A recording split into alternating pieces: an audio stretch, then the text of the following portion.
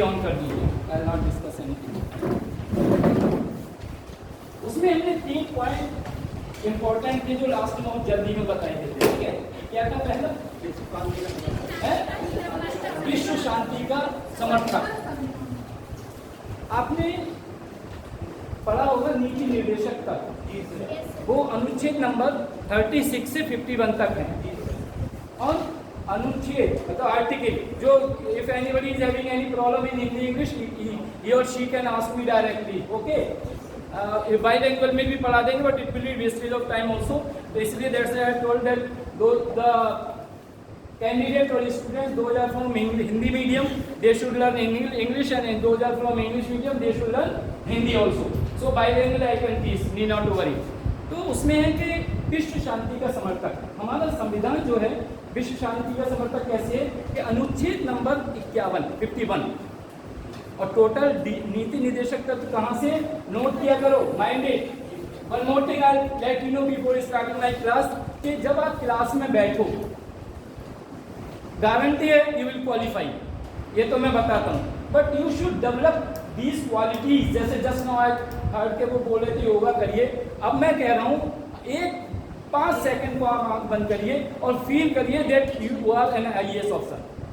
Feel it करिए, 5 second को आंख बंद, फील इट, आंख बंद करिए, फील इट, ठीक है, ओपन योर आई। तो ये जब तक फील नहीं आएगी आपके अंदर तब तक डिटर्मिनेशन नहीं आएगा, ठीक है।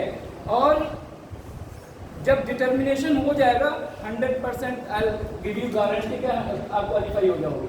कुछ नहीं है, आई टेल यू, अभी तो 3rd क्लास है मेरा, कि डिलीटिंग मेथड क्या है, पढ़ाना क्या है, पढ़ना क्या है, वो सब बता देंगे। So let us start the characteristic of constitution.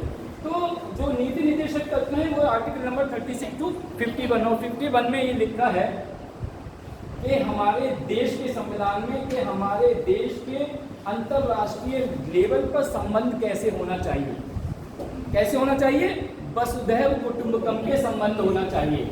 और नीति निर्देशक तत्व हर राज्य का मतलब यहाँ देश से है, पॉलिटिकल साइंस का मतलब राज्य जो है देश, और जो राज्य है उन्हें कहते हैं इकाई, यूनिट, प्रांत, प्रोविंस, राइट।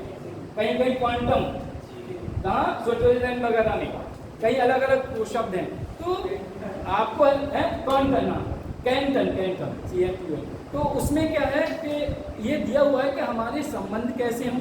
इसका मतलब ये है जैसे आजकल हम संबंधों की पड़ोसी देशों से बात करते हैं, जब भूटान, पाकिस्तान, अफगानिस्तान और जो भी 5-6 जो कंट्रीज हैं, नेपाल से, तो कहीं ना कहीं हमारा संविधान ये कहता है कि हम भाईचारे का रिलेशन रखते हैं। कैसे भाईचारे का, इसीलिए वन मोर थिंग, एक शब्द है वीटो, VETO, पढ़ा होगा आपने, जो सिक्योरिटी काउंसिल में यूएनओ जो कि 24 अक्टूबर 1945 को बना था, उस यूएनओ में क्लॉज थे, कई क्लॉज थे, कई आर्टिकल्स थे। उसमें शुरू में, अब तो 202 करीब कंट्रीज हैं उसके, वो हैं सदस्य हैं, तो उसमें क्लॉज था कि आपस में कैसे रिलेशन बनाना है। इसलिए उन्होंने WTO, WHO ये सब, और कल्चरल के यूनेस्को वगैरह ये सब फॉर्म किए, इंटरनेशनल कोर्ट ऑफ जस्टिस है, ये सब रट लेना, आप लोग बता देंगे जब जरूरत पड़ेगी।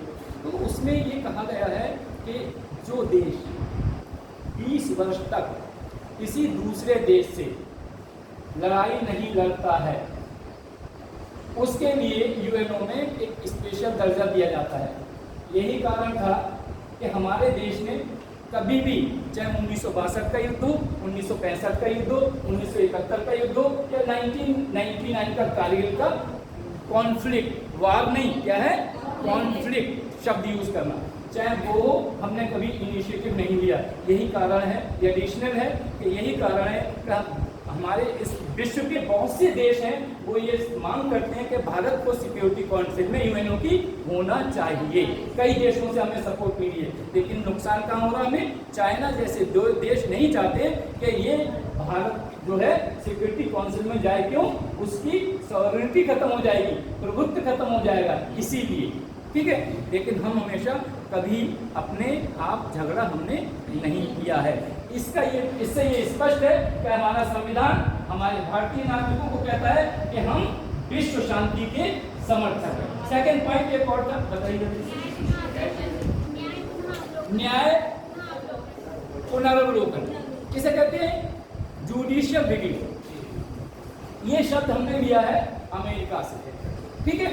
एक और होता है, वो आपके सिलेबस में है, जुडिशियल एक्टिविज्म, पीसी, उसमें है पीजी में। देखिए ये है क्या, आपको पता है कि जो भी हमारे यहाँ पे हमने बताया था विधि मतलब कानून, लॉ कहाँ बनता है? संसद में बनता है या विधानमंडल में। विधानमंडल कहते हैं विधान परिषद और विधानसभा का कॉम्बिनेशन, उसे लेजिस्लेचर कहते हैं। छह प्रदेशों में हमारे यहाँ पे क्या है? विधान परिषद है, तो वहाँ पे विधानमंडल, बाकी विधानसभा है। बताएंगे आगे चल के किसमें। तो जो कानून संसद या विधानमंडल में बनाए जाते हैं, उन कानूनों को हमारा संविधान ये कहता है कि सुप्रीम कोर्ट, सर्वोच्च न्यायालय उन्हें रिव्यू कर सकता है, क्या संसद का बनाया हुआ कानून या विधानमंडल का बनाया कानून हमारे देश के नागरिकों के हित में है या नहीं। अगर नहीं है तो स्वतः संज्ञान लेके उस कानून को निरस्त, रद्द, कैंसिल कर सकता है। व्हाट इट, समझ में आया? नोट करते रहा करो सब चीजें। एक्चुअली ये थ्योरेटिकल क्वेश्चन बहुत टिपिकल होते हैं, डाटा बेस्ड जो क्वेश्चन आएंगे प्रीलिम वगैरह में वो आप कर दोगे, लेकिन ये चीज़ें समझने की है, ये लर्निंग की चीज़ें हैं, सीखने की चीज़ें, ठीक है।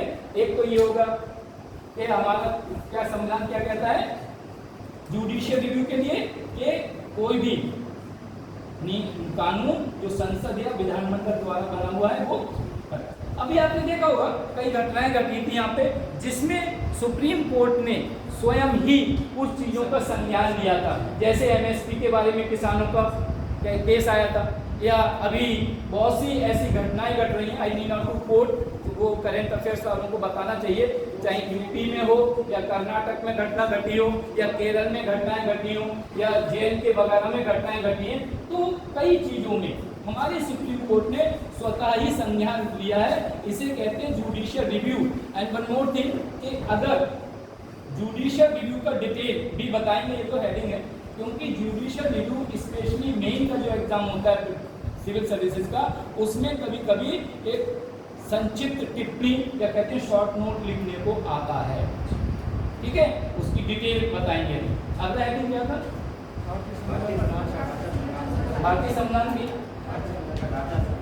संज्ञानात्मक, ये बड़ा टिपिकल क्वेश्चन है। एक्चुअली जल्दी में लिखवा दिया, मैं चलो रिपीट करा दूं।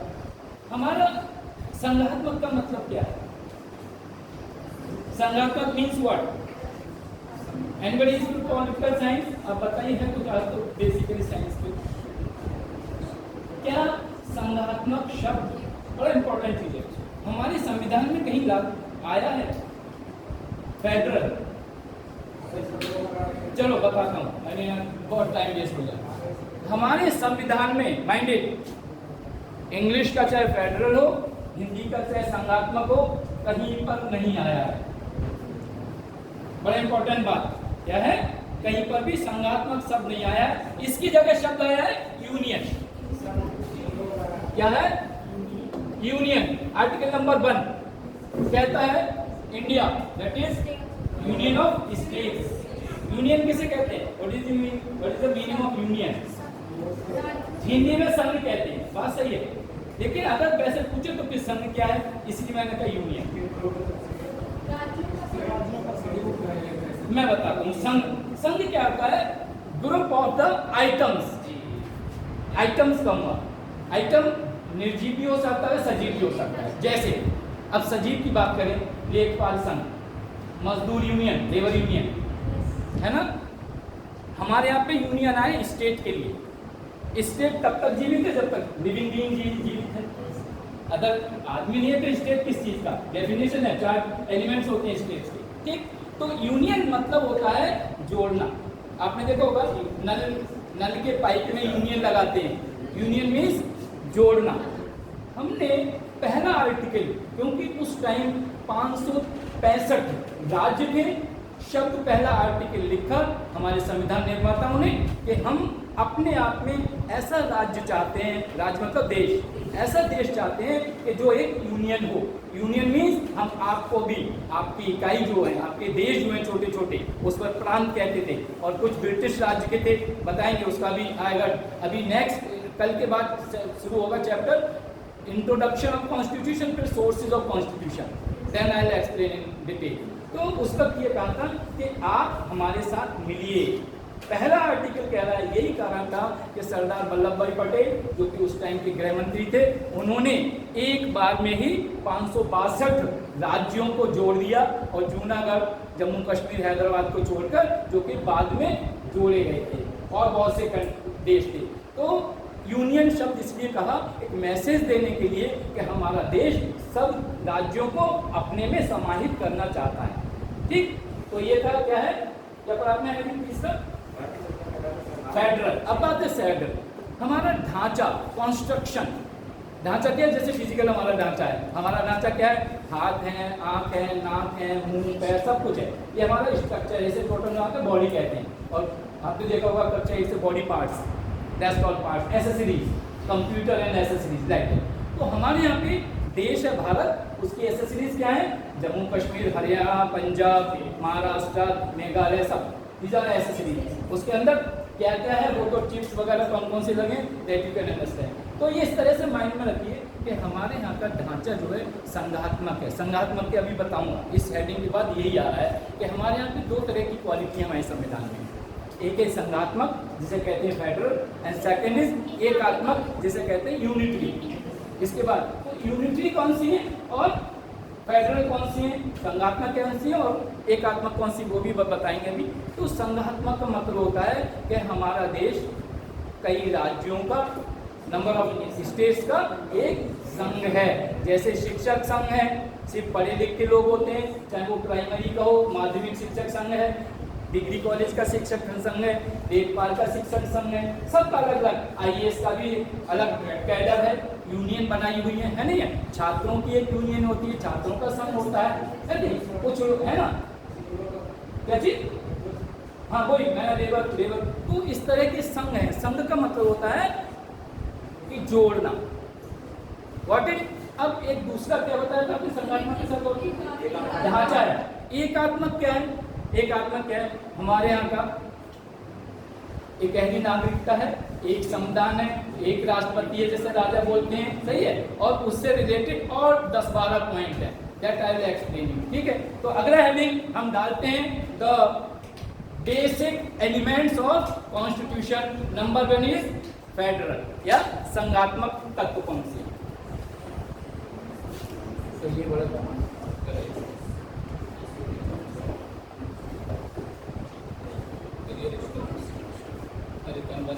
ठीक है, क्या है फेडरल एलिमेंट्स, संघात्मक तत्व, संघात्मक तत्व, ठीक है।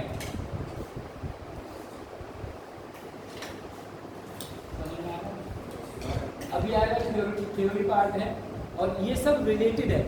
और अभी बताएं, जितने भी आईएएस पीसीएस के एग्जाम आए हुए हैं उसमें ये समझ जाओगे तो मैचिंग वाले जो होते हैं ना, वो सब इजी हो जाएंगे, और थ्योरी पार्ट थोड़ा सा टिपिकल होता है, घुमाव वाला होता है, कुछ शब्दों में आपका वो है घुमाते हैं तो ऐसा लगता है। इसीलिए ये तो बड़ा इंट्रोडक्शन पार्ट है, इतना वो नहीं इम्पॉर्टेंट, फिर भी मैं आपको पढ़ा दे रहा हूँ कि एक आध चीज़ मिस ना हो जाए, इसलिए। ठीक है, तो बता देते हैं आपको एलिमेंट्स, जनरल एलिमेंट्स बता दे रहा हूँ, लिखिए। रिटन कॉन्स्टिट्यूशन,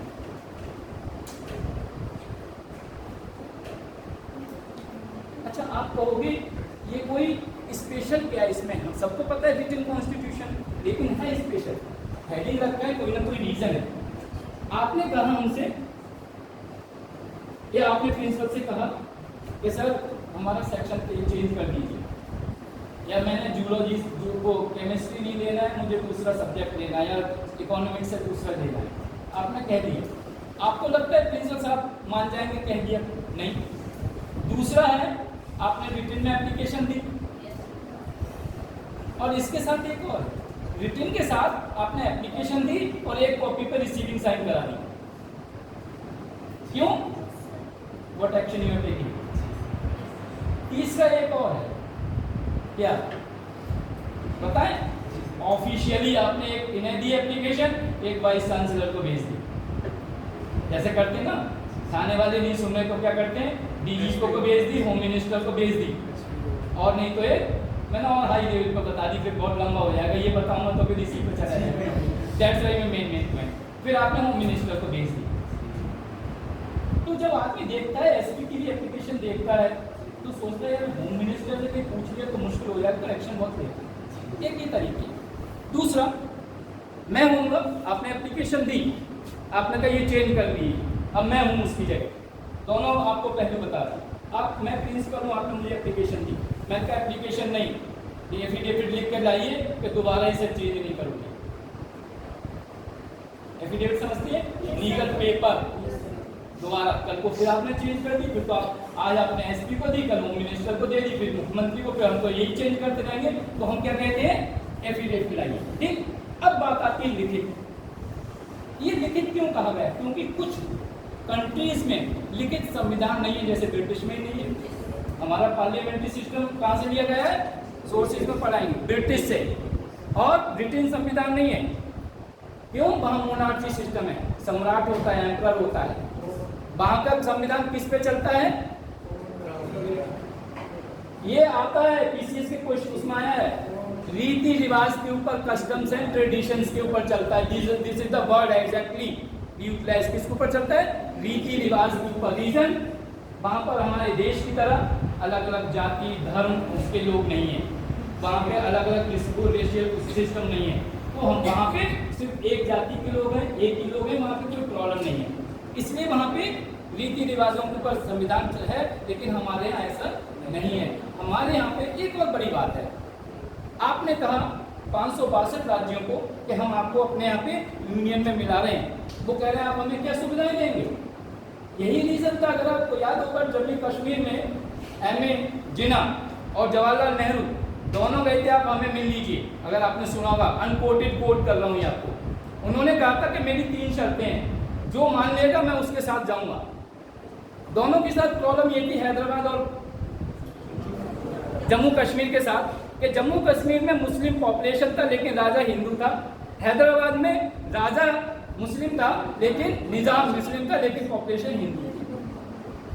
आपको पता है वहाँ पे फोर्स भेजना पड़ी हैदराबाद में मर्ज करने के लिए, भी एक्शन लेना पड़ा होगा। कई बच्चे हमारे यहाँ बड़े अच्छे तेजस्वी बच्चे हैं जो धुआंधार पॉलिटिकल साइंस की स्टडी भी करके आए हैं, सिविल सर्विस की प्रिपरेशन करके आए हैं, लेकिन ये बीच में कोट कर देता हूँ जो नए बच्चे हैं उनके लिए। तो उन्होंने 3 शर्तें रखी, संविधान की, करेंसी की और फॉरेन वगैरह और ट्रांसपोर्ट की, कम्युनिकेशन की।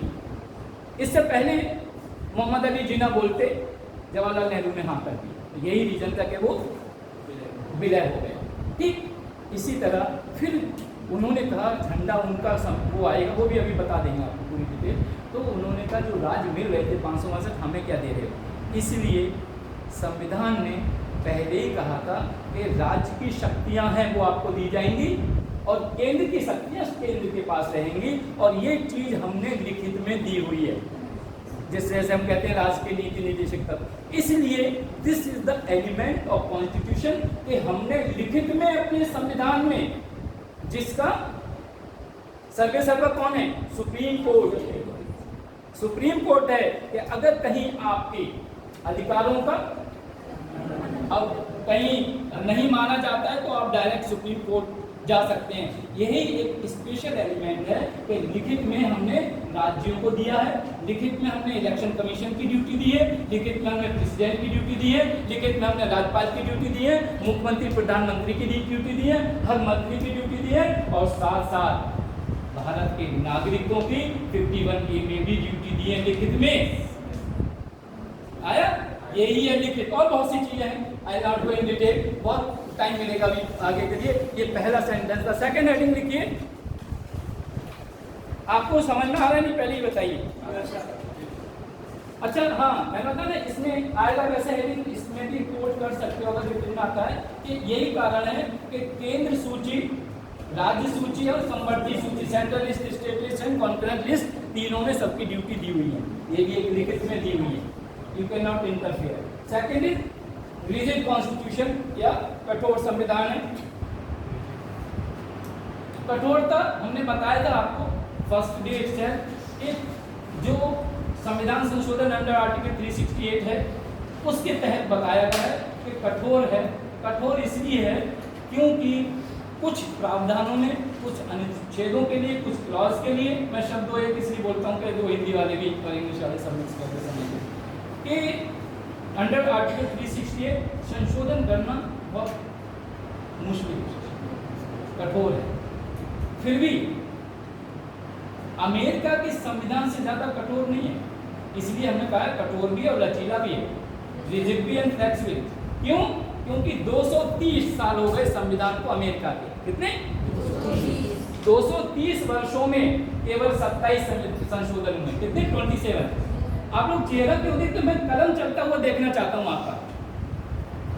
कल तो पूरे चेहरे पे मास्क लगा के आया करेंगे।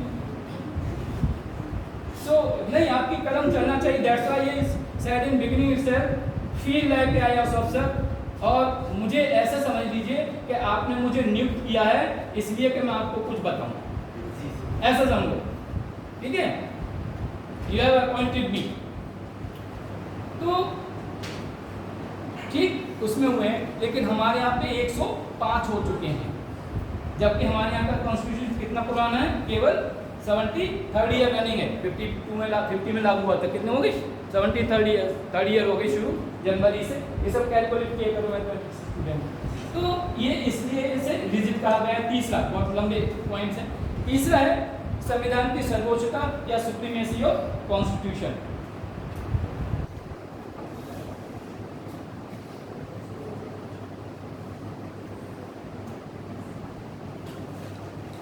हमारा संविधान एक सोर्स है।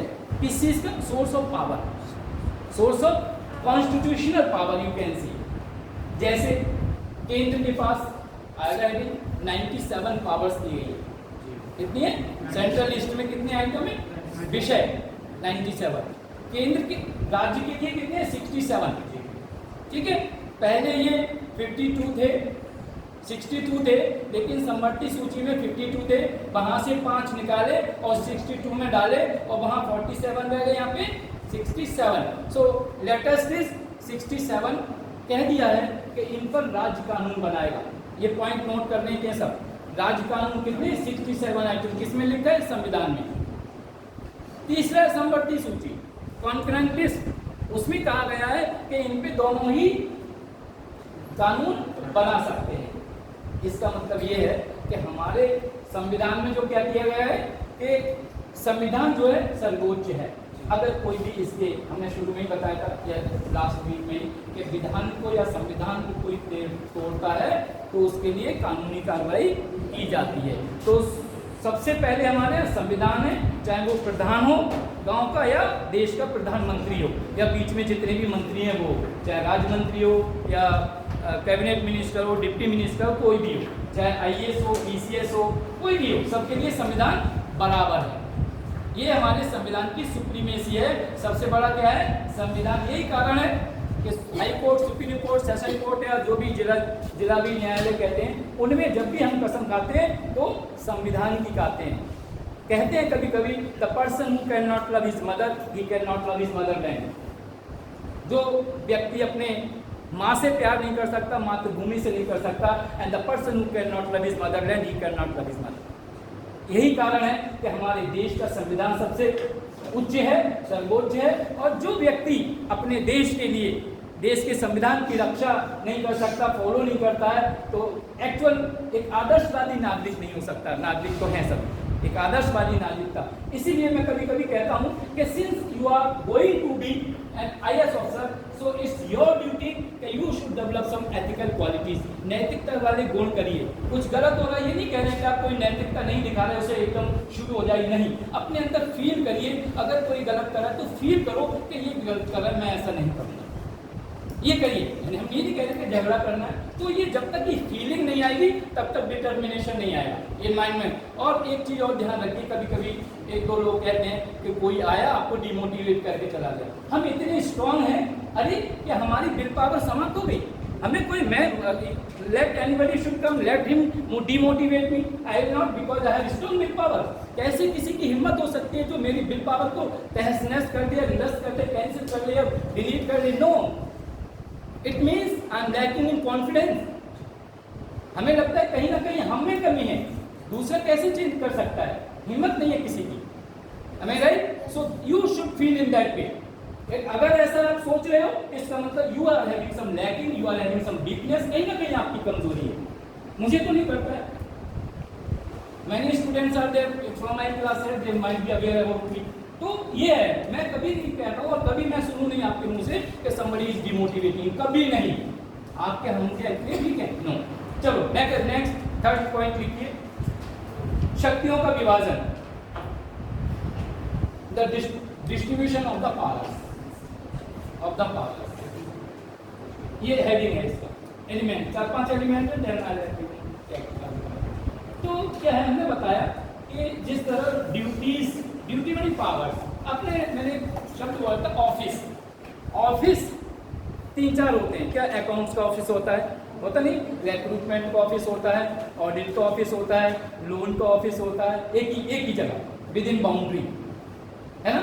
मैं डिफेंस की बात, डिफेंस को छोड़ के, डिफेंस में तो डॉक्टर उनके अपने होते हैं, इंजीनियर अपने होते हैं, सब कुछ अपना होता है। मैं बाहर की बात कर रहा हूँ, I am talking about civil, PWD एक छोटा सा पब्लिक डिपार्टमेंट, उसमें इलेक्ट्रिकल इंजीनियर होते हैं, इलेक्ट्रॉनिक्स इंजीनियर होते हैं, है ना, लाइट वाले अलग देते हैं, सिविल इंजीनियर होते हैं, उनके सबके होते हैं। स्कूल में भी अलग अलग डिपार्टमेंट होते हैं। तो इसमें सबको अलग अलग अधिकार दिए गए हैं। अधिकार देने का मतलब ही अधिकारी है। जो ऑफिस को संभालता है उसे ऑफिसर कहते हैं। कई ऑफिस का मालिक कौन कहलाता है? ऑफिसर। सिंपल वर्ड्स है। जो जिसके पास अधिकार है वो अधिकारी है, और जिसके पास अधिकार नहीं है वो कर्मचारी है, जो काम करता रहता है, कर्मचारी। है राइट? तो मैं कहता हूँ शब्दों पे बहुत कुछ है। तो उन्होंने क्या किया है कि कहा है कि भाई आप, हम सेंटर, हम बड़े हैं आपसे, वी आर कमांडिंग। ये भी रीजन बताएंगे क्यों दिए गए थे अधिकार, बता ही देता हूँ अभी। सच बात ये है कि हमारे इससे पहले जितने राजा महाराजा थे या मुगलों के टाइम पे, बाद में कोई बात टाल जाएगी ना, वो बाद में कहेंगे बच्चे बाद में सब बताते रहते, पता नहीं कब बताएंगे। वो कहीं ना कहीं उनका जो सेंटर था, केंद्र था, वो कहीं ना कहीं वीक था। जो अभी मैंने बात बताया, वो इसी का फायदा उठा के उन्होंने अटैक किया और हम पे कब्जा कर लिया और हम गुलाम बन गए। आज पावर्स अमेरिका के पास है, रूस के पास है, चाइना के पास है। हमने क्या किया है, हमने अपने सेंटर को बहुत स्ट्रॉन्ग बनाया है। यही कारण है कि श्रीलंका में जो IPKF Indian peace keeping force थी 1987 में, सिंगलीज का, ये शायद मुद्दा आपको पता होगा। सिंगलीज यहाँ से श्रीलंका से कुछ लोग वहाँ पे बस गए थे, वहाँ पे वोटिंग राइट मांगने लगे अपना, जो कि वहाँ के जो लोग थे तमिल सिंगली, उन्होंने तमिलियन गए थे और सिंगली ने माना तो उन्होंने मना कर दिया था। तो अमेरिका से सपोर्ट मांगा और अमेरिका ने फिर उस वक्त राजीव गांधी की गवर्नमेंट थी, ध्यान होगा 89 में सिर्फ आई है, वो कौन सी लेफ्ट फ्रंट की गवर्नमेंट थी। तो उस टाइम राजीव गांधी क्योंकि पायलट थे, पायलट आप समझते हो तो ब्रिलियंट तो होते ही हैं, PABT test, PABT test pass करके जाते हैं। उन्होंने सोचा कि अगर हमने इंटरफेयर नहीं किया, सपोर्ट नहीं किया श्रीलंका को, तो अमेरिका अपना बेस बना देगा। यही कारण था कि उन्होंने वहाँ पे सपोर्ट किया सिंगलीज। I was there on that time. तो ये रीजन था और उसी का नतीजा कल भी पेपर में आया था, नलिनी जिसने बॉम्ब ब्लास्ट किया था उसे छोड़ने की बात चल रही है। एक को अभी छोड़ भी दिया है 32 सालों बाद। तो कहते हैं ना कि अगर वो बेस नहीं बनाते तो, अब नहीं भेजते तो अमेरिका बेस बना लेता। चाइना नेपाल को हमेशा ट्रैप करने की कोशिश करता है, चाइना सिक्किम को ट्रैप करने की कोशिश करता है, लेकिन हमारे यहाँ पे सेंटर स्ट्रॉन्ग है, पूरी सपोर्ट करता है। किससे? आर्मी से। अब 97 आइटम की जो बात आती है, कभी मैं बोलता हूँ, हमने क्या किया है, defence, army navy air force centre को दे रखी है। अगर स्टेट के पास अपनी आर्मी नेवी एयरफोर्स होगी तो आपस में कॉन्फ्लिक्ट हो जाएगा, होगा नहीं होगा? इसलिए हमने सेंटर को मजबूत किया है। होम मिनिस्ट्री हमने वहाँ दी है, जब भी इलेक्शन होता है रैपिड एक्शन फोर्स या दूसरी क्या तो CRPF वगैरह ये ड्यूटी पे आती हैं। क्यों?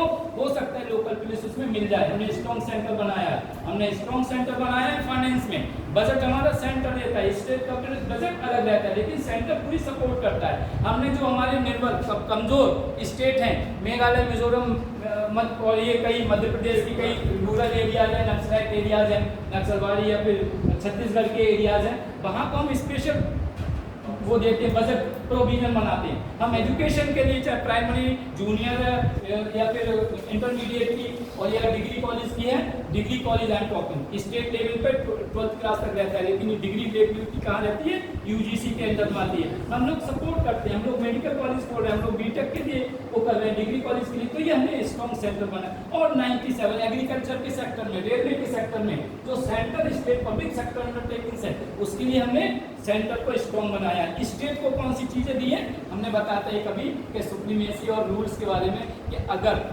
आएगा ये पॉइंट भी कि अगर राज्य और केंद्र दोनों किसी पे, जैसे एग्रीकल्चर है, आप इसको लेते हैं, जमीन लेते हैं तो क्या लगाते हैं उसमें स्टैम्प। स्टैम्प किसका होता है, सेंटर को जाता ना।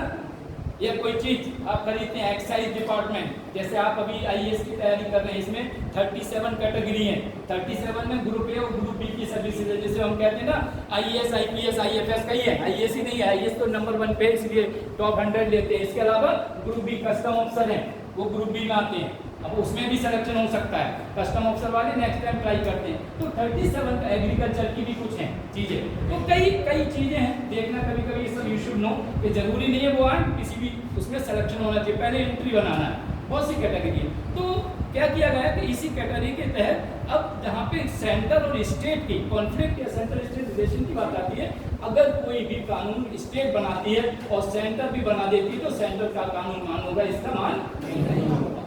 ठीक है, ये मेन मुद्दे हैं। और संबंधी कानून जैसे मेडिकल सुविधा है, आपने देखी होगी कि नेशनल लेवल की भी एम्बुलेंस चल रही है, स्टेट लेवल पर भी एम्बुलेंस चल रही है।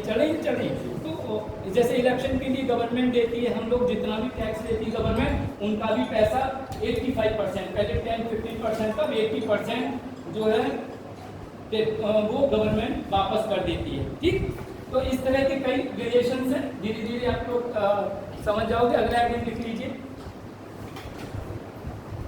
शक्तियों का विभाजन समझ गए। हमने एक चीज और बताई थी कि 97 आइटम इसमें है और सेंट्रल लिस्ट में और स्टेट लिस्ट में कितने 67, पहले 62 थे और जब 52 तो 5 संवर्ती सूची से निकाल के। एक और क्वेश्चन आता है कि क्या चौथी सूची भी है? नहीं है।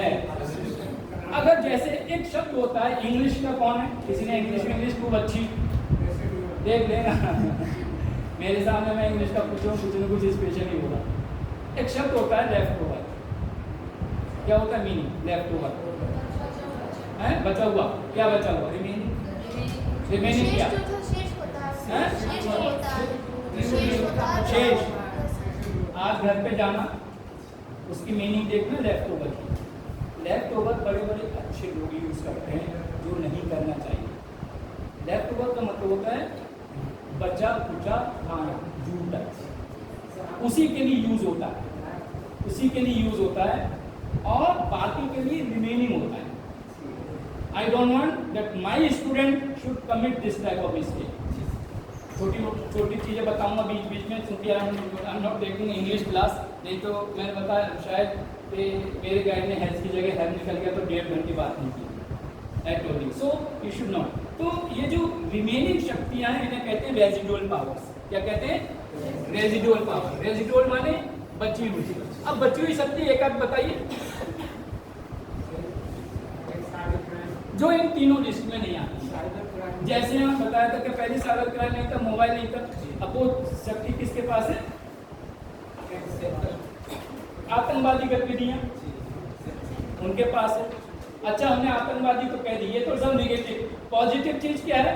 जैसे इंडस्ट्रीज है मोबाइल की, उस पर टैक्स लगाएगा, वैट तो खत्म हो गया, जीएसटी लगाएगा, कौन लगाएगा? केंद्र लगाएगा, स्टेट पे नहीं लगेगी। तो ऐसी बहुत सी चीजें हैं, वो residual powers they are given to centre. किसे दी गई है? केंद्र के लिए दी गई है। इसीलिए हम कहते हैं केंद्र हमारा बहुत स्ट्रॉन्ग है, कि इसीलिए भारत की एकता अखंडता अभी भी जीवित है। नहीं तो आपने देखा होगा हिंदी के अगेंस्ट में कितने एजिटेशन चले, आंदोलन हुए।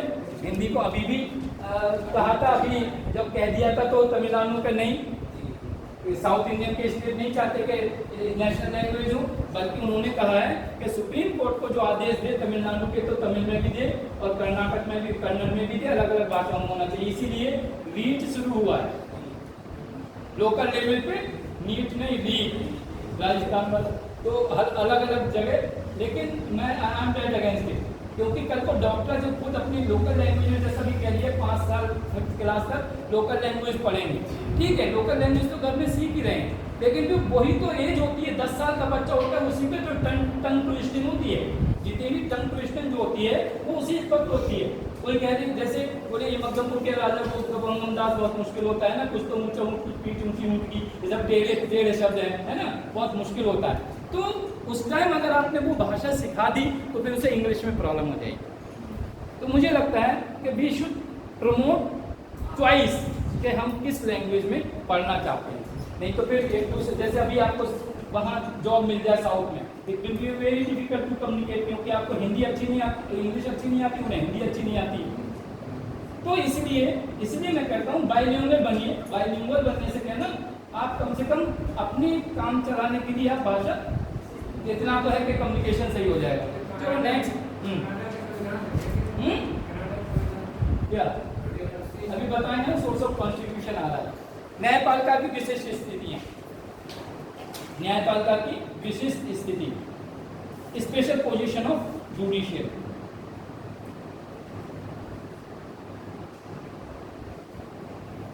हमने बताया था अभी कि जुडिशियल का बहुत बड़ा रोल रहता है प्रजातंत्र में स्पेशल। रीजन, अब देखो जैसे होता है ना, बच्चा रो रहा है, माँ जाएगी, उसे पता है बच्चा क्यों रो रहा है, खिलौने के लिए रो रहा है या खाने के लिए रो रहा है ना, या किसी ने मारा इसलिए रो रहा है या क्या है। इसी तरह अगर हमारे यहाँ पर आर्थिक कष्ट है, राजनीतिक कष्ट है, सामाजिक कष्ट है या कोई कष्ट है, तो यहाँ पे हमारी सरकार या शासन को पता होता है कि क्या है। इसी अगर पता नहीं होता कि बच्चे 6 साल से 14 साल, जो आर्टिकल नंबर 51A में दिया हुआ है कि ये पेरेंट्स की ड्यूटी है कि उन्हें शिक्षा दिलवाना, 11 जो है, या आर्टिकल 14 में 6 से 14 साल के बच्चों को शिक्षा के लिए, कि यही कारण है कि मुझे मालूम था कि गरीब बच्चे हैं, ये 6 से 14 साल के बच्चों को कहाँ पे भेज देते हैं, जिससे 200, 250, 150 रुपये जो भी कमा के लाते हैं। इसलिए हम चाहते हैं कि इन बच्चों की चिंता मत करिए, इनके लिए हमने प्राइमरी स्कूल खोला है, बैग देंगे, किताबें देंगे, ड्रेस देंगे, मिड डे मील देंगे, सब फ्री देंगे आपको, सिर्फ आप पढ़ाने के लिए देंगे। This is the facility. So government को पता था कि ये रीजन है ड्रॉप आउट का। आगे पढ़ने के लिए स्कॉलरशिप भी देंगे आपको फीस भी माफ करेंगे और भी फैसिलिटी देंगे, पुस्तकालय सरकारी बनवा देंगे, किताब वहाँ से ड्रॉ करिए, और मैनी फैसिलिटीज आर देयर। इसलिए गवर्नमेंट ने कॉलेजेस खुलवाए, इस चीज़ के मेडिकल कॉलेज खुलवाए, IITs खुलवाए और DU सेंट्रल यूनिवर्सिटीज खुलवाई, किसलिए सस्ते में अच्छी से अच्छी पढ़ाई आप ले सकते हैं। अब उसने कहा नहीं, सरकारी स्कूल में पढ़ाई अच्छी नहीं होती, उन्होंने प्राइवेट स्कूल में भेजना शुरू कर दिया, जिनके पास पैसा है अफोर्ड कर सकते हैं, लेट देम गो। तो हमारा संविधान क्या है, एक तरह से गार्जियन का काम करता है, संरक्षक का काम करता है। वो क्या है, हमारे मौलिक कर्तव्यों का भी संरक्षक, वो मौलिक फंडामेंटल जो राइट्स हैं, अधिकार हैं, उनका हमारा संरक्षण देता है। दूसरा, स्वतः संज्ञान लेकर बहुत सी कार्य करता है। और दूसरा इम्पोर्टेंट, जो संसद या विधानमंडल कोई भी कार्य ऐसा, चाहे वो शिक्षा के क्षेत्र में हो, सुरक्षा के क्षेत्र में हो, संरक्षा कंजर्वेशन के क्षेत्र में हो, इन्वायरमेंट के क्षेत्र में हो, नेशनल हाईवे जैसे होते नहीं, बोले नहीं इस एरिया में आप नहीं कर सकते। और दूसरे अनुसूचित जनजाति और अनुसूचित जातियां जो क्षेत्र है, जैसे कुछ ट्राइबल एरियाज हैं, चाहे वो तमिलनाडु के हो या इधर ईस्टर्न सेक्टर के, उनके कल्चर जो कि हमारे फंडामेंटल राइट में है, उनकी संस्कृति को बचाने के लिए भी स्वतः संज्ञान लेता है। जैसे लेह लद्दाख का भी जम्मू कश्मीर में हुआ था 5 अगस्त 2019 के लिए, तो ये स्वतः संज्ञान भी लेता है, इसीलिए उसे गार्जियन का रूप दिया जाता है। समझ में आया कि एक तरह से संरक्षण सुरक्षा हमारा संविधान देता है। That's why it is known as कि इसकी स्पेशल पोजीशन है। दूसरा, राज्यों से और केंद्र से भी रक्षा करता है, कोई ऐसा कानून ना बने जो मनुष्य के मौलिक अधिकारों का हनन करे। अगला है डुअल पॉलिटी। डुअल पॉलिटी ये लास्ट है। डुअल पॉलिटी मीन्स दोहरा शासन। हमारे यहाँ पे क्या है कि केंद्र का शासन अलग है और राज्य का शासन अलग है, लेकिन है क्यों? क्योंकि ये संविधान में लिखा है। सब जगह नहीं है डुअल पॉलिटी, लेकिन शासन तो है, जैसे शासन है किसका यहाँ पे, किसका शासन है, बीजेपी का शासन है। जेडीयू कहाँ, यहाँ पे किसका है बिहार में, जेडीयू का, और आपका है दिल्ली में। इन सब जगह है। लेकिन क्या किया सरकार के साथ में केंद्र ने अपना एक एजेंट रिप्रेजेंटेटिव गवर्नर रख दिया है, जिससे कोई भी कार्य अगर मान लो विधानसभा में ये पारित कर दें, हम केंद्र से कोई रिश्ता नहीं रखते, हम संविधान को मानते नहीं, लेकिन साइन किसे करना पड़ेंगे, गवर्नर को। गवर्नर साइन ही नहीं करेगा, नल एंड वॉइड, प्रेसिडेंट करेगा, प्रेसिडेंट रूल मतलब हमारा रूल हो जाएगा, गवर्नर करेगा। कहाँ रहेगा, अपनी फोर्स लगा देगा, राज्य कभी अलग हो ही नहीं सकता। तो ये एक दूसरे से ऐसा हनीकॉम कंस्ट्रक्शन एक शब्द होता है, हनीकॉम कंस्ट्रक्शन जानते हैं, जो है वो टॉपिक अलग है। हनीकॉम कंस्ट्रक्शन होता है ना, ये वो जानते होंगे जो केमिस्ट्री वगैरह पढ़े हुए हैं, बॉन्ड को दिखाते हैं ना, इस तरह का कंजस्टेड हनीकॉम। तो इस तरह से अरे मधुमक्खी के छत्ते की तरह समझ लो, इस तरह से एक दूसरे से जुड़े हुए हैं, ताश के पत्ते की तरह, अगर एक पत्ता हटाया पूरा ढेर हो जाएगा। सो इस तरह से कॉन्स्टिट्यूशन ने हमारे एक दूसरे से इतना रिलेशन, सेंट्रल स्टेट रिलेशन पढ़ाएंगे कि अपना एजेंट रख दिया है, इलेक्शन अपने हाथ में लिए हुए, किसे बनना है वो हम ट्रांसपेरेंसी दिखाएंगे, ऑडिटर जनरल अपने पास में रखा हुआ है, बजट अपने पास में रखा हुआ है।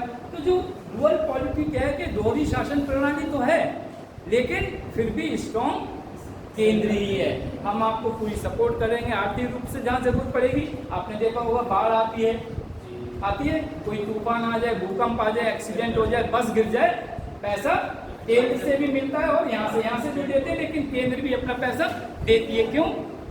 अगर फादर पैसे ही देना बंद कर दें, बड़ा भैया पैसे ही देना बंद कर, आपको लगता है कहना सुनो, बात सही है? अच्छा ऐसे या ऐसे क्या सुनेंगे या नहीं सुनेंगे, है ना? ये एक कॉमन फिनोमेना है कि जब हम तमिलनाडु हो, कर्नाटक हो, जो हमारे एक्सट्रीम या अंतरिक्ष कन्याकुमारी वगैरह जैसे वो हों, अगर लास्ट मेल तक या लास्ट एरिया तक जब तक सुविधाएं नहीं पहुंचेंगी वो हमारी सुनेंगे नहीं। इसलिए केंद्र ने क्या किया है कि दोहरी शासन व्यवस्था कर दी है कि आप अपनी संस्कृति की रक्षा करिए, अपनी भाषा की रक्षा करिए, अपने जो भी आपका वहाँ पे फैसिलिटी है, जैसे आर्थिक रूप से कहीं कुछ पैदा होता है, जैसे साउथ में हम जाएँ, केरल में जाएँ तो ज़्यादातर ग्रेडियंट्स, गरम मसाले पैदा होते हैं, ड्राई फ्रूट्स पैदा होते हैं। अगर हम कश्मीर की बात करें तो केसर है, सेब वगैरह हिमाचल में सब पैदा होते हैं। नासिक में जाएँ तो अंगूर वगैरह सबसे ज़्यादा, या नासिक की प्याज वगैरह। पता है नासिक में एक गाँव है ओझा, एशिया का रिचेस्ट विलेज है, क्योंकि सबसे ज़्यादा कैश क्रॉप्स होती है वहाँ पर। नोट कर लिया करो ये सब चीज़ें। और नासिक क्यों नाम पड़ा? क्योंकि शुक्ल गांधी वहाँ पे नाक काटी गई थी, नासिका से नाम पड़ा है। I have been there for 5 years। Godavari बीच में वो निकल के जाती है, वो जगह भी देखी है मैंने पर्टिकुलरली। और वहीं एक मंदिर है काला राम का मंदिर, जहाँ से डॉक्टर अम्बेडकर ने अपना एजुकेशन शुरू किया था, मंदिर उसका। That also HEPS. हाँ वही कहते वो पढ़ाएंगे एक्सट्रीमिस्ट लिखना। आपको नेशनल मूवमेंट पढ़ाते नहीं ना, इन बच्चों को पता होगा नेशनल मूवमेंट में जब पढ़ा है, जो हमारे अपने स्टूडेंट्स हैं second year. Now coming to next, कि हमारे इसमें एकात्मक क्वालिटी कौन सी है? What are the unitary elements? क्या है यूनिटरी एलिमेंट्स? हिंदी में लिखते हैं? नहीं सर, बच्चे कहेंगे लगता है सर को हिंदी लिखनी नहीं आती है।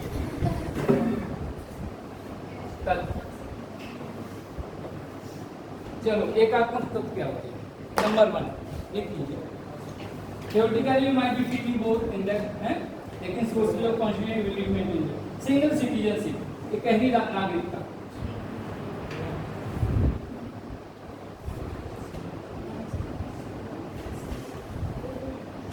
हमारा संविधान, भारत का संविधान, पूरे देश में कितने राज्य हैं? प्लस 8 9 कोई चलो सबके लिए एक पहली नागरिकता देता है। अब हम क्यों कह रहे हैं? क्योंकि दूसरी जो कंट्री है जैसे अमेरिका में दोहरी नागरिकता है, बस स्टेट की अलग लेना पड़ेगी और सेंटर की अलग लेना पड़ेगी। लेकिन हमारे यहाँ पे सिंगल सिटीजनशिप है, यही एक यूनिटरी एलिमेंट है। क्या है? यूनिटी। क्योंकि एक हमारा संविधान एक संविधान है, वो कहता है कि जितने नागरिक हैं फंडामेंटल, कहीं का उस फंडामेंटल राइट सबको बराबर दिए, फंडामेंटल ड्यूटीज बराबर दिए। अगर राष्ट्रपति हमारे देश में कोई नियम कानून लागू करता है तो हर देश पे होंगे, हर राज्य पे होंगे।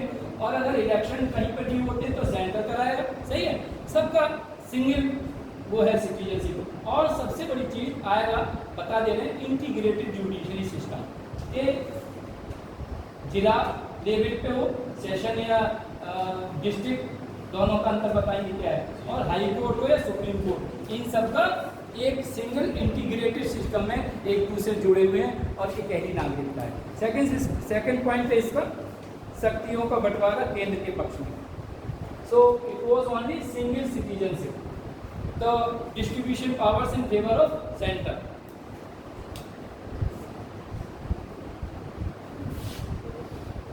इसमें कहा गया है कि जो पावर का डिस्ट्रीब्यूशन है, आपने वैसे भी देख लो कॉमन। अब हम विषय आइटम्स की बात करें तो सबसे ज्यादा आइटम्स है 97 किसके पास है? सेंटर के पास। और स्टेट के पास कितने? 67। अच्छा, उसमें भी home ministry centre, finance minister centre, defence minister centre, railway transportation का साधन सब सेंटर, मिसाइल सब जितने भी DRDO वगैरह सब किस में आते हैं? सेंटर में। इसका मतलब जितनी पावरफुल चीजें हैं वो उनके पास है। डिग्री कॉलेज, अब जैसे एक पॉइंट आता है कि UGC क्यों लिया उन्होंने, स्टेट को क्यों नहीं लिया है? क्योंकि कल तो स्टेट ये कह देंगे कि हमारे बच्चे IAS का एग्जाम नहीं देंगे, क्या करेंगे?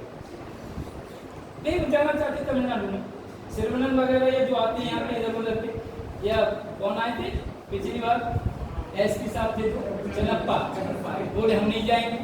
नहीं, उन्होंने कहा जाओगे कैसे नहीं, हमने डिग्री हम दे रहे हैं तो आपको आना ही पड़ेगा।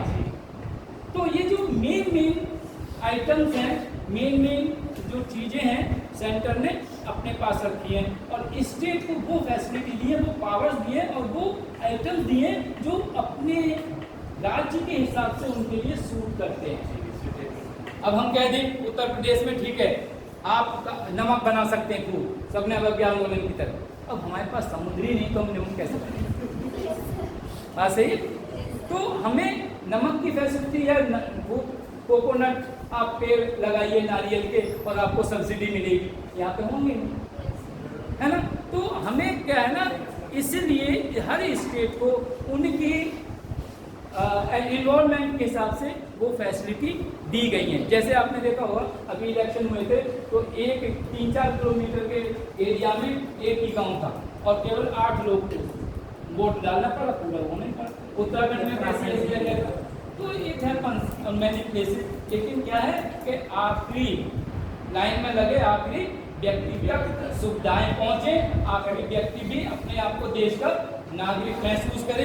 अच्छा, वो चौक नहीं, हमारा निशाना बड़ा अच्छा सीधा मुंह में जाता है, जो भी जमुआ ही देता है सच में, तो बी केयरफुल। अच्छा, वो यहाँ पे ये सिस्टम लगा दिया है, तो इतनी जोर से बोलने के बाद भी अगर लोग सो रहे हैं तो मैं क्या कहूँगा। अच्छा नहीं कहेगा, यहाँ से तो बहुत दूर है, तमिलनाडु में तो चलेगा, कुंभकर्ण का असर होता है, यहाँ पे नहीं होता। कभी कभी पूछते हैं ना लोग, तमिलनाडु के लोग काले क्यों होते हैं, क्यों होते हैं? लोग बोलते हैं, बोले जब लंका जली थी सारा धुआं तमिलनाडु में आया। चलो इट वाज जस्ट जो, तो हमने बता दिया सब शक्तियां पता ही, I need not to repeat it. अगला है संघ तथा राज्यों के लिए केवल एक संविधान। समूह तथा राज्यों के लिए ये भी कोई प्रॉब्लम नहीं। इसमें एक पॉइंट नोट कर लीजिए, अमेरिका, स्विट्जरलैंड एंड रूस, इन तीनों जगह एक संविधान नहीं है। यहाँ पे स्टेट्स के लिए अलग अलग, अमेरिका, स्विट्जरलैंड एंड रूस, रशिया। और इसका एग्जांपल आपको पता होगा 1991 में जब मिखाइल गोर्बाचेव थे तब 13 देश अलग हो गए थे। यही कारण था कि उन्होंने रिवोल्ट कर दिया था 13 देश, बेलारूसिया वगैरह, यूक्रेन वगैरह, कजाकिस्तान, ये सब उसी में से पार्ट। इसीलिए वहां पे सेंटर स्ट्रॉन्ग नहीं था, वहाँ उनका अपना संविधान था। एक और बताएंगे कभी 370 की बात आएगी तो उसका भी एक बताएंगे क्लॉज। तो ये रीजन था कि हमारे यहाँ पे सेंटर को स्ट्रॉन्ग बनाया गया था। ठीक, संघतंत्र राज्यों के लिए केवल एक संविधान। पहले क्या था, 5 अगस्त 2019 से पहले कश्मीर JNK का संविधान अलग था, लेकिन आर्टिकल 370 370 हटने के बाद उसका भी संविधान एक हो गया। उसके आर्टिकल नंबर 3 में लिखा था कॉन्स्टिट्यूशन में, किसके, कश्मीर के, कि जब तक विधानसभा नहीं चाहेगी तब तक इंडिया में मर्ज नहीं हो सकते। लेकिन उस वक्त शासन था राष्ट्रपति का, राज्यपाल ने लिख के दिया, मर्ज हो गया, संविधान समाप्त, तिरंगा झंडा लहरा दिया गया।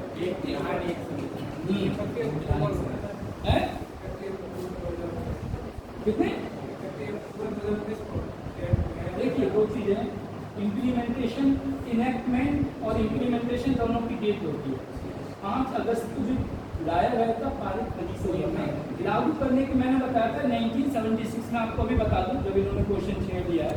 1976 में कौन सा संविधान अमेंडमेंट हुआ था, 44 में, 78 में, 44 में, सही है। और वो 44वां संविधान जो संशोधन हुआ था वो 6-7 महीने तक अलग अलग पार्ट में इम्प्लीमेंट हुआ है। तो जब आप, क्योंकि आपको तो कहते हैं मोटा मोटा बताया गया है कि आपको केवल इंट्रोडक्शन चाहिए, तो जब आप डीपली जाएंगे तो उसे देखेंगे कि दिसंबर में कुछ और लागू हुआ था, अप्रैल में कुछ और लागू हुआ, वो भी डिटेल में बताएंगे, PG लेवल के क्वेश्चन है ये। तो अलग अलग टाइम पे, तो कहीं कहीं ब्रैकेट में 79 लिख देते हैं, आप उसे गलत ना समझिएगा। अप्रैल 79 में लागू हुआ था, जो पिछले क्वेश्चन उसमें हमने बताया। सो अलग अलग टाइम पे हुआ है, ठीक है। जैसे बंगाल का विभाजन है, उसमें भी कंट्रोवर्सी है। गांधी जी के आगमन के ऊपर है, उसमें भी कंट्रोवर्सी है। गांधी जी कब आए थे, हैं, जनवरी में। और कोई पूछे गांधी जी कब चले थे, 14 में, 2014 में चले थे, दिसंबर में, 15 में पहुंचे। अब ये चीज समझ में आ जाए तो मुश्किल है। अब हम पूछ रहे हैं, है नहीं, क्योंकि 14 में चले थे, अब शिप से आए थे, हवाई जहाज से थोड़ी आए थे, तो वो 15 में पहुंचे थे। अगर क्वेश्चन ये आता है कि पहुंचे कब थे, तो 15 में, चले कब थे, तो when he was sailed in 2014 दिसंबर। इसी तरह अब सवाल आता है, आपने चूंकि छेड़ देते हो फिर लंबा पड़ जाता है, हमारा देश कब आजाद हुआ, अच्छा उसमें भी कोई, अरे डेट बताया करो, कक्षा 1 के बच्चे हो लोग, 15 अगस्त को, फिर पाकिस्तान 14 अगस्त को मनाता है, एक ही साथ भाई। इसके हम 2 टुकड़े करेंगे,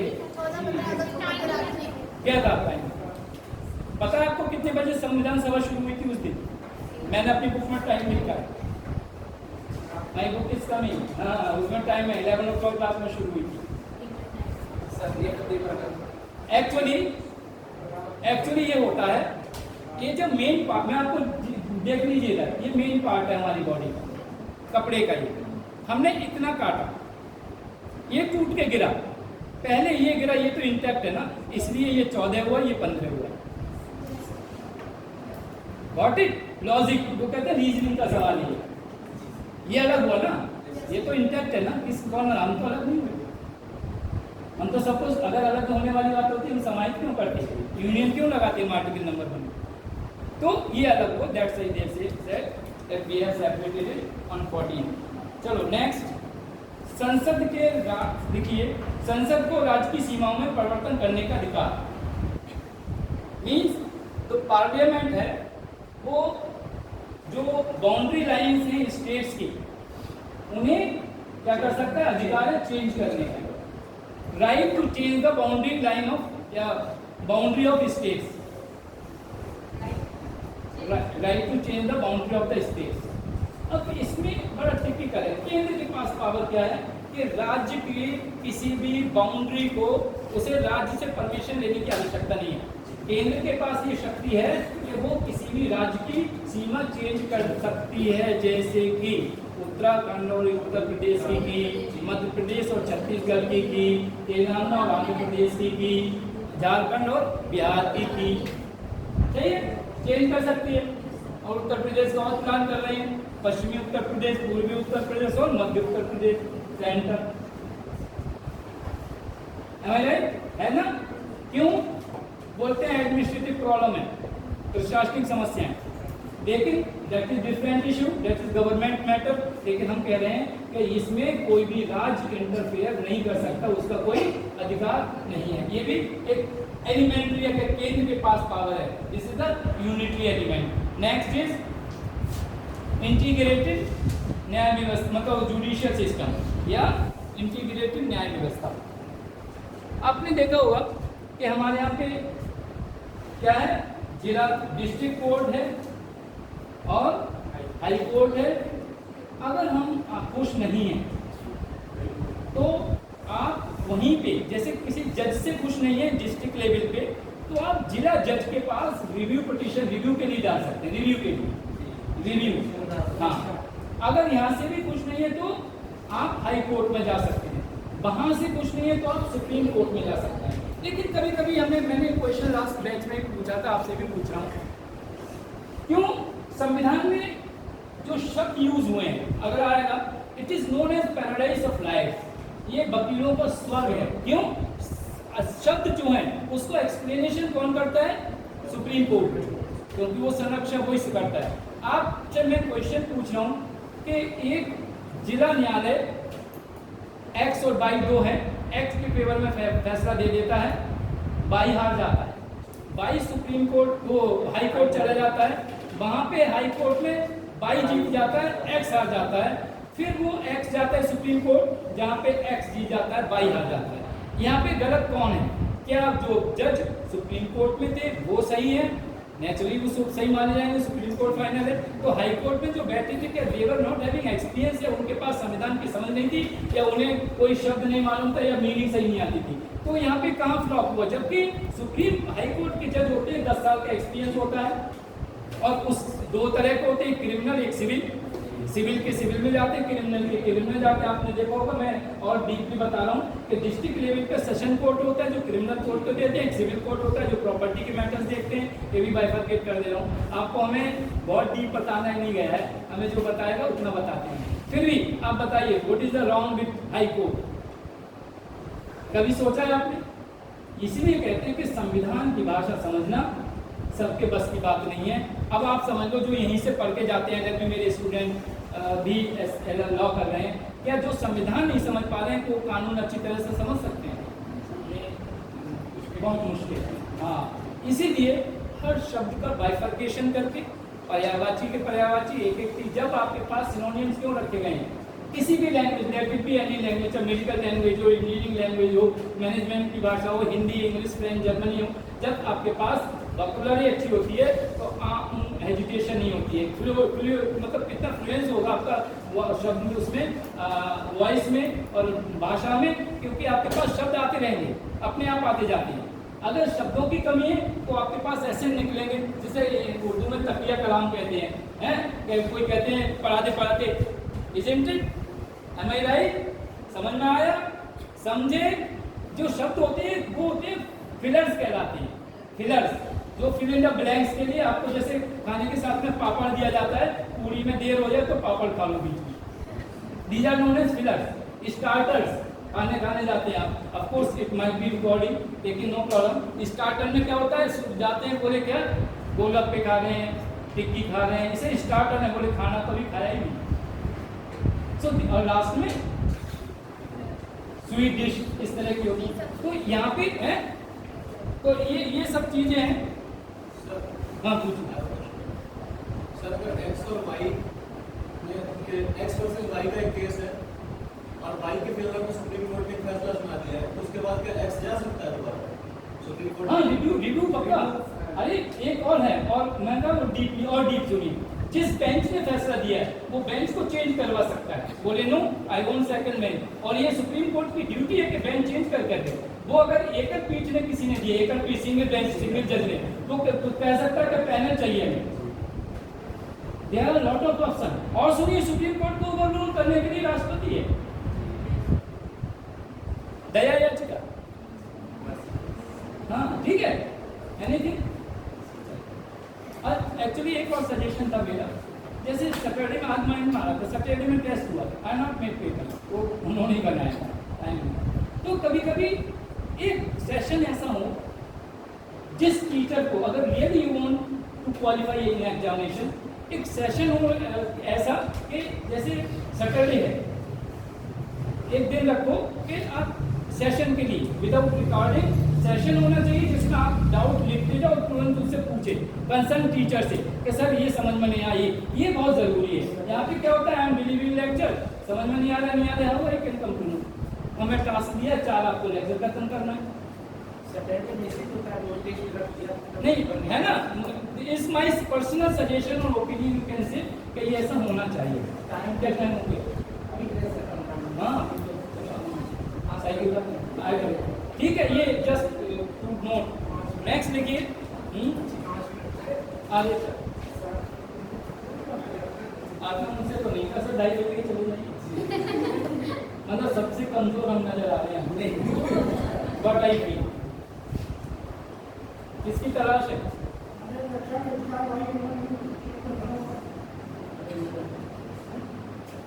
दूसरा है